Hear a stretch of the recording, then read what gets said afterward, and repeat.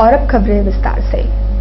स्थानीय नीति के विरोध में झारखंड मुक्ति मोर्चा द्वारा आहूत झारखंड बंद को सफल बनाने के लिए बुधवार को एक बैठक का रणनीति तैयार की गई। स्थानीय नीति के विरोध में झारखंड मुक्ति मोर्चा द्वारा 14 मई को आहूत झारखंड बंद को सफल बनाने के लिए बुधवार को कदमा में बैठक का आयोजन कर नीति बनाई गई। सभी ने बंद को सफल बनाने के लिए कार्यकर्ताओं से पूरा जोर लगाने की अपील की। साथ ही स्थानीय नीति को वापस लेने के लिए सरकार पर दबाव बनाने पर एकमत हुए।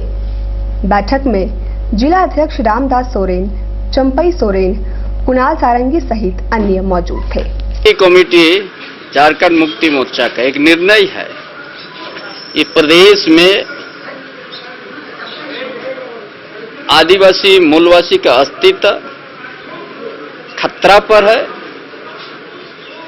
इसलिए लोकतंत्र को अपनाते हुए एक शांतिपूर्वक प्रदर्शन करके झारखंड के सभी वर्ग को अपील करेंगे कि इस लड़ाई में साथ दे और उस दिन सांकेतिक बंद में सफल का सहयोग दे।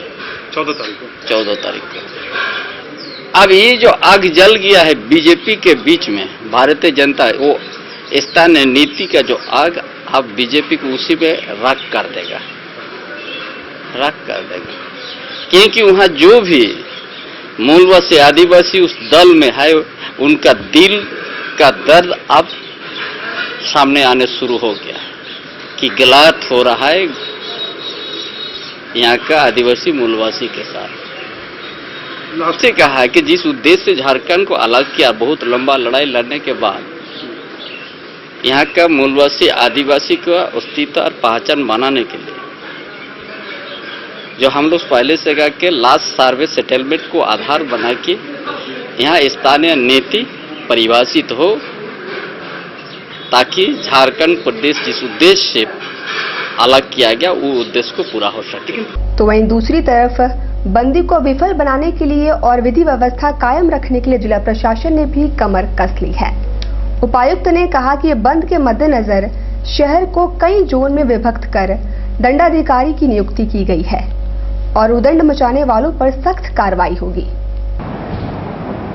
ये सभी पुलिस के जितने सीनियर ऑफिसर्स हैं, एसपी सिटी, एसपी रूरल, सभी डीएसपी, सभी officer in charge police stations, SDMs, सबके साथ अभी एक मीटिंग की गई है।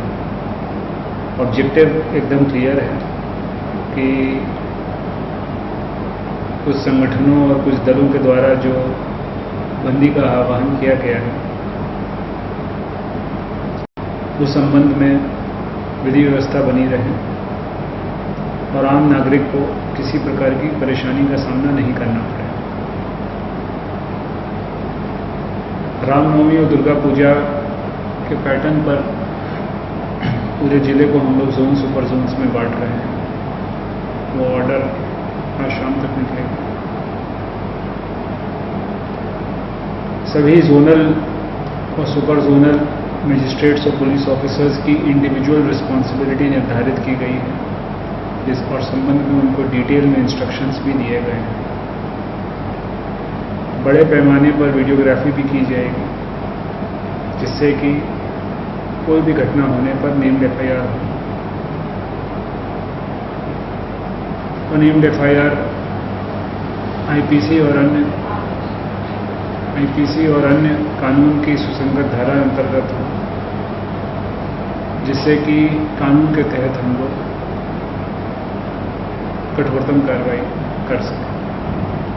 एसडीओ सूरज कुमार के नेतृत्व में साक्षी बाजार में अतिक्रमण हटाओ अभियान चलाया गया। एसडीओ सूरज कुमार के नेतृत्व में बुधवार को साक्षी बाजार में एक बार फिर से अतिक्रमण हटाओ अभियान चलाया गया। इस दौरान कई दुकानदारों द्वारा दुकान से बाहर सामान, होर्डिंग आदि रखे जाने पर उन्हें चेतावनी दी गई।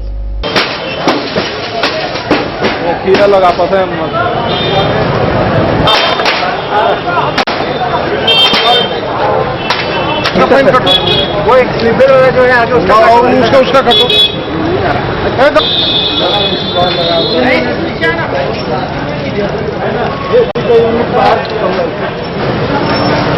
तो आपका आदमी से और कहाँ गया? मंडल लोग कुछ आगे भेजते आ गए। हाँ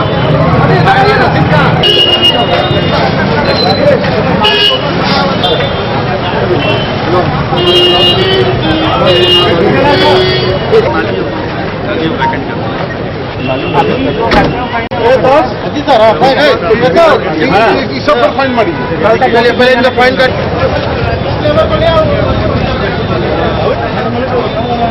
फाइन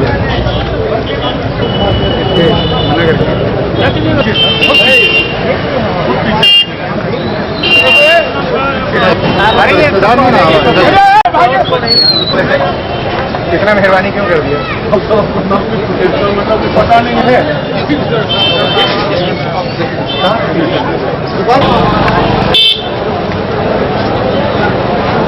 साक्षी मार्केट में जो भी दुकानदार अपनी सीमा से बाहर निकाल के दुकान उसके कारण यहाँ पे लगातार आवागमन में ट्रैफिक की समस्या उसी के कंप्लेंट को देखते हुए अभियान चलाया जा रहा है, जिसमें कि जो भी दुकानदार गलती करते पाए जा रहे हैं। एक बार चटनी बनाता। साक्षी मंगला हाट के दुकानदारों को उस समय बहुत राहत मिली जब पूर्व मंत्री बन्ना गुप्ता ने उनके लिए आवाज उठाने का निर्णय लिया।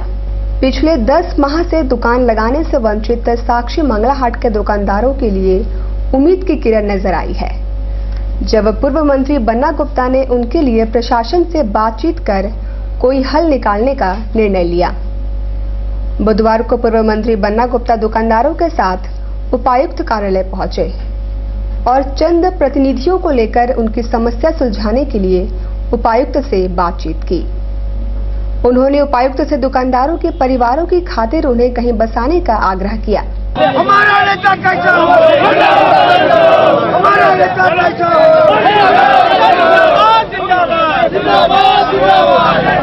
देखिए, हमने डीसी साहब से आग्रह किया कि ये गरीब लोग विगत 20 साल से दुकान लगा के अपना परिवार का गुजर बसर कर रहे हैं शांति तरीके से, और आज 10 महीना हो गया है ये लोग बेरोजगार और बेघर हो गए हैं। स्थिति ये हो गई है कि इनके घर का चूल्हा भी जलना जो है वो कठिन हो गया है। तो ऐसी परिस्थिति में डीसी साहब से हमने निवेदन किया कि आप त्वरित इस पर कार्रवाई करिए और कार्रवाई करके इनको जो है 1 सप्ताह 10 दिन में हमको बताइए कि भाई आप इन लोगों को कहाँ बसाइएगा, और यदि आप इन लोगों को अच्छी व्यवस्था दे देते हैं तो हम लोग इसका इस्तकबाल करेंगे, स्वागत करेंगे, आपके प्रति आभार व्यक्त करेंगे।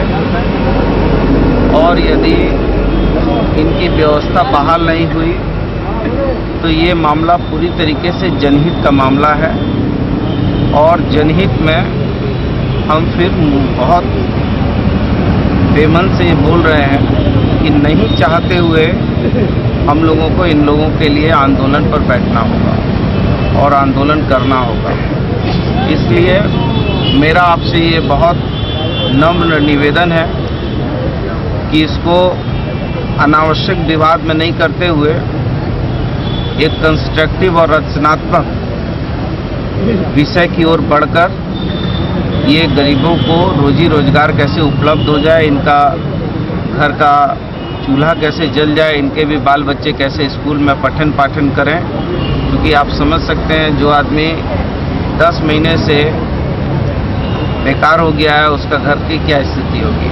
तो डीसी साहब ने कहा है कि हम 1 सप्ताह से 10 दिन के अंदर इसकी पूरी व्यवस्था करके आपको हम इसके लिए इत्तला करेंगे, और यदि 10 दिन में नहीं होगा तो फिर इसके लिए हम लोग बैठ के आगे रणनीति बनाएंगे। उपायुक्त ने 10 दिनों में कोई रास्ता निकालने का आश्वासन दिया है। जिला पुलिस ने राहुल दस्ते के 2 सदस्यों को आग्नेयास्त्र के साथ गिरफ्तार करने में सफलता पाई है। ग्रामीण एसपी मोहम्मद अर्शी ने बुधवार को मीडिया को विस्तृत जानकारी दी। उन्होंने बताया कि रघुनाथ पहाड़िया और मधुसूदन पहाड़िया को पटमदा क्षेत्र से गिरफ्तार किया है। उनकी निशानदेही पर देशी रिवॉल्वर और जीवित कारतूस भी बरामद किए गए हैं। ग्रामीण एसपी ने बताया कि पकड़े गए दोनों युवक राहुल दस्ते से जुड़े हैं। पटमदा, बोड़ाम, एमजीएम इन तीनों क्षेत्रों में, दलमा पहाड़ी और उसके आसपास के क्षेत्र में बहुत दिनों से नक्सल गतिविधि की सूचना थी। इस पर पुलिस ने काफ़ी कार्रवाई की है।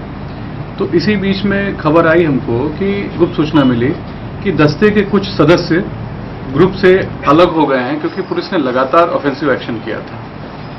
तो उसी सूचना के आधार पे एडिशनल एसपी साहब के नेतृत्व में और पटमदा डीएसपी साहब के नेतृत्व में थाना प्रभारी एमजीएम पटमदा बोड़ाम को मिला के एक टीम बनाई गई और वो टीम 9 तारीख को रात को एलआरपी पे निकली उस क्षेत्र में। तो वहाँ पे बोटा गांव के पास जाहिरा स्थान है, वहाँ पे रघुनाथ पहाड़िया उर्फ गीता नाम का एक संदिग्ध मिला। उससे पूछताछ की गई तो उसने बताया कि उसके पास एक हथियार है और उस हथियार की बरामदगी एक 6 राउंड का देसी रिवॉल्वर 2 चक्र के साथ 10 तारीख को सुबह 7:30 बजे बरामद हुआ। दरअसल 9 को एलआरपी निकली थी, रात में थी जंगल में। 10 तारीख को सुबह 5 बजे के आसपास ये व्यक्ति संदिग्ध मिला था हमको और उसकी निशानदेही पे 7:30 बजे सुबह हमने एक रिवॉल्वर बरामद किया जिसमें 2 चक्र गोली थी। फिर उसने बताया कि इसका एक और सदस्य साथी है मधुसूदन पहाड़िया, वो बोटा गांव का ही है और उसने एक स्थान पर होने की सूचना दी। जब पुलिस टीम आगे बढ़ी तो बोटा टोला बंदर जल कोचा के आसपास ये व्यक्ति उधर से साइकिल से आता हुआ मिल गया। ये काम के लिए इधर आ रहा था। दरअसल ये दस्ते से अलग हो गए थे और बिल्कुल एक आम आदमी की तरह से रह रहे थे। उसी तरह से ये काम करने आते हैं, उस चक्र में काम करने आ रहा था, तो इसको वहां से गिरफ्तार किया गया। तो इसकी निशानदेही के आधार पे एक और हथियार बरामद हुआ। .315 का जिंदा कारतूस मिला इसमें और एक हथियार मिला। कितने कारतूस? 2 है ना इसमें? 2 कारतूस इसमें भी मिले। अब जब इनको फिर उसके बाद से पटमदा थाना ले आया गया तो वहां पे जब गहन पूछताछ हुई तो पता चला कि ये लोग सक्रिय रूप से राहुल उर्फ रंजीत पाल दस्ते के सदस्य हैं और पिछले लगभग 2 सालों से ये लोग दस्ते के साथ लगातार चल रहे थे। अभी पुलिस बहुत ऑफेंसिव हुई थी तो इनको दस्ते से बाहर आना पड़ा था और इन्होंने ये भी बताया कि 17/4 को जो सीआरपी और पुलिस की एक टीम निकली थी और उसका जिरमी हमदा पहाड़ी के पास एक गांव जिरमी के ऊपर वाले पहाड़ी पे अचानक एक आमने सामने से इनकाउंटर हुआ था। उस गोलाबारी में ये लोग भी थे दस्ते के साथ। और एक बड़ी अहम खबर ये है कि उस गोलाबारी में 3 बड़े नक्सल को गोली लगी है, जिसमें से एक रंजीत पाल भी है।